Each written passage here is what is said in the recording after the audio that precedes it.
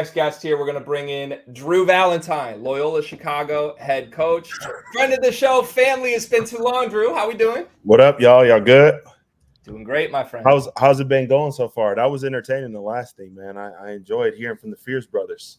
For sure, yeah. I'm a fan of brothers, man, that play. So family over everything. All right, before we get into any type of hoop questions, Drew, have you been able to check any of the fits of the first couple picks? How are we feeling about it? I know you've seen the Reed Sheppard fit. I need some commentary on the fits. Yeah, I'm liking the fits. I mess with Jared McCain's. I think I've seen his so far. I like his little half tux or suit, whatever he's in. I think Reed Sheppard is, he's going along with. Did he just get drafted too? He's live. He is in Houston, 3rd overall. Honestly, Drew, your thoughts? I mean, let's be real about it. A white American guard going 3rd overall in the draft is kind of wild.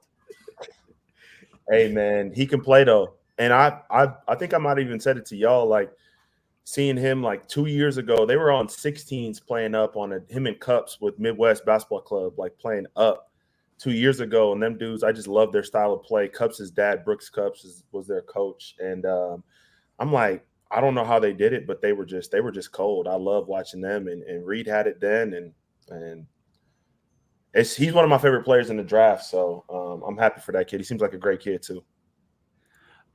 Drew, I got a question for you about Reed. As far as like, I want to see how my scouting eye measures up to like a real basketball mind. Watching him, like I don't think of myself as a good shooter, a shot doctor by any stretch, but it looks like the base of his shot, like his feet are always perfect. Like, how would you break down his shot? What makes him such a good shooter? I think first of all, he can like shoot on any platform, like, movement, catch and shoots. Like you said, his base is good all the time. His release is kind of high. So that helps him get it off. And then he's got stupid elevation. I mean, you guys see how high he jumps off the ground on his jumper. So, and then he's got to me, he's got like a super tight handle. So when he gets to his pull up, it's the normal coach stuff, but like his pickup point is high. And so then he elevates. So I'm a fan of Reed, man. He played the game the right way. I need all coach speak, Drew. You know that. Come on, you're basketball savant, basketball mind. That's what we need. Relax on me, man. I like the shirt, man. How you guys doing tonight? What? You got the high noon, man. Yeah, you have the iced tea high noons yet, Drew? They're nice. I haven't, man. No, I haven't. Nice. You're not hanging out with Kevin Sweeney enough, then.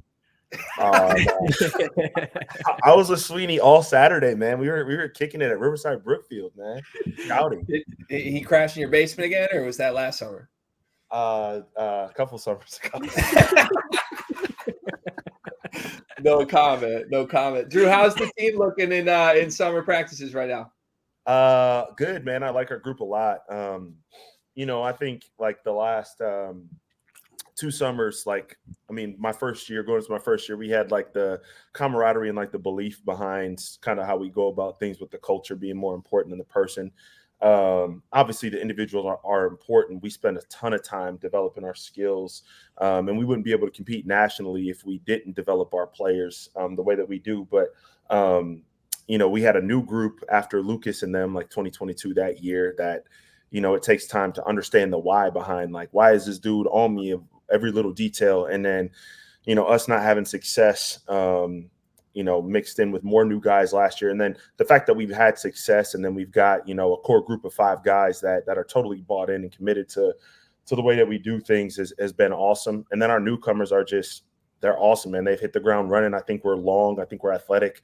I think we compete. I think we got a chance to be elite defensively, which has been kind of one of the staples of our program. And I think we've added more speed and we've really improved. I mean, I know you guys are basketball nerds, but like our tempo has gotten up and our possession length has gone up. Last year we were top 100 possession length in the country on KenPom. So, we're trying to play fast and obviously continue like the disruption defensively. And then we got the best rim protector in the country behind us. You mentioned the struggles kind of 2 years ago, and then you guys found success this past year. I'm going to guess some of that had to do with shifting to the A10. So like what have you found to be the biggest challenge and the biggest change having been in the A-10 now?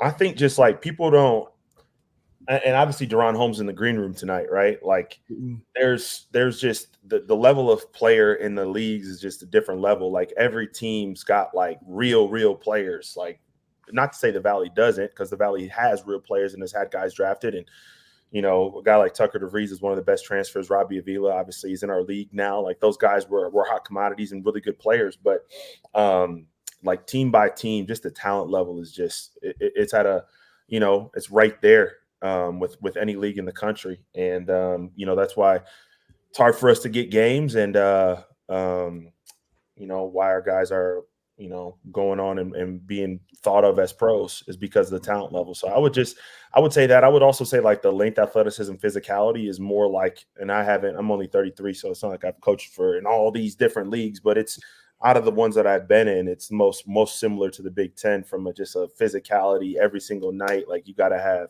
you know, some bigger bodies out there. Card, did you just hear that? What? I think that was a bunch of high major programs salivating at the fact that Drew's only 33. Yeah. Don't slide in our DMs. We got nothing to do. We ain't got pulled like that. That's just our guy. The man loves Loyola. I'm just saying.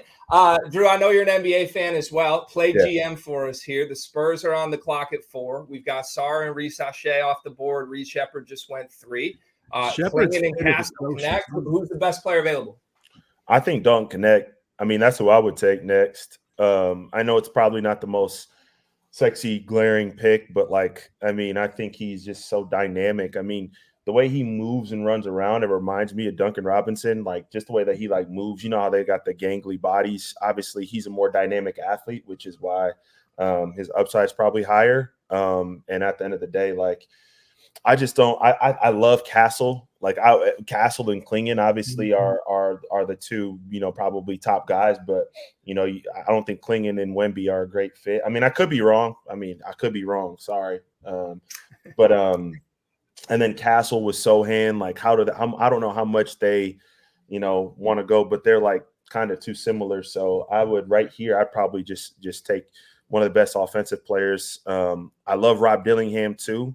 So I'd either go Rob Dillingham, who's, you know, OD skilled, you know, I think he's like similar to maybe like a Darius Garland light, you know, more like that. I think he's more like that than like Lou Williams. I think he's just because he can shoot that thing. So I'd probably go Connect first, but like Dillingham's got a high, one of those two I would go with. They got the 8th pick too, so if they did take Connect here, maybe Rob falls to 8, and there's your pair right there. All right, well, the pick is in according to my television. We'll announce it as soon as we see it come through.